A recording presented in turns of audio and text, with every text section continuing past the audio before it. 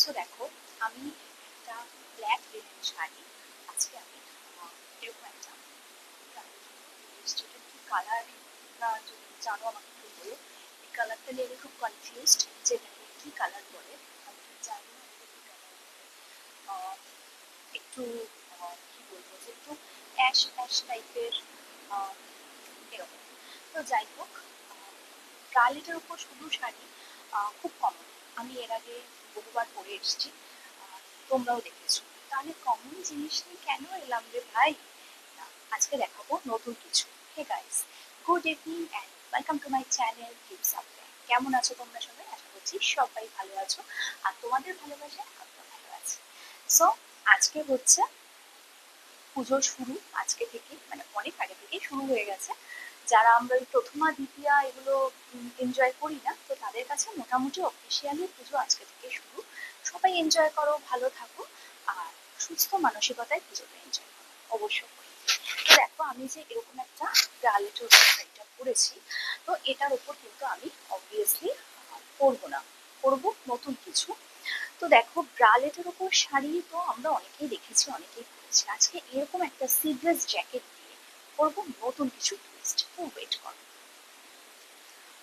So দেখো, এরকম একটা সিম্পল সিডলেস জ্যাকেট আমি পরে নিয়েছি এই ব্রালেটের উপরে। তো ব্রালেটের উপর জ্যাকেট এটাও খুব কমন, এটাও আমি দেখিয়েছি, হয়তো লং জ্যাকেট পরে দেখাইনি, বাট শর্ট স্লিভলেস জ্যাকেট পরে কিন্তু আমি অবশ্যই দেখেছি। আর এরকম ভাবে তো নর্মালি এরকম ভাবে শাড়িটা আমি নিতেই পারি, এরকম ভাবে শাড়িটা নিতেই পারি, তাতেও ভালো লাগছে দেখতে।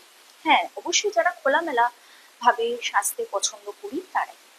তো যাই হোক, এবার এরকম ভাবেও রাখবো না, তো কিরম ভাবে রাখবো সেটাই দেখাবো তোমাদের সাথে আর একটু বেটার।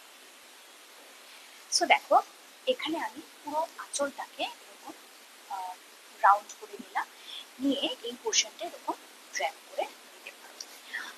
এটা কিন্তু বেশ ভালো লাগছে, এবং কিন্তু এটা নতুনত্ব। দেখবে এখন কিন্তু শাড়ি নানান ভাবে মানুষ পরে থাকে, সেটা ডিপেন্ড করে কে কিভাবে পরবে, কে কতটা খোলামেলা থাকবে, কে কতটা ঢেকে রাখবে।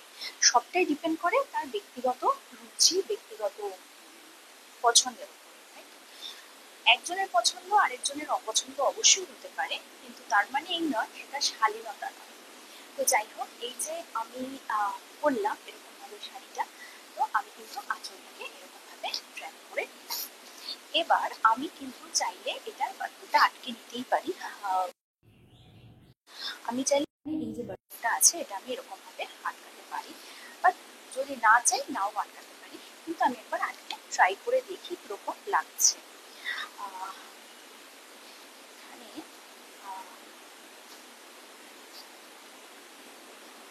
এত গরম লাগছে, দুটো সেকেন্ড প্যান্ট করে ভিডিও করা সো টাফ। আমাকে করে করে তোমাদের ভিডিওটা যেটা দেখেন বিরক্তিকর, একবারে টান দিয়ে দেন দেখেন না।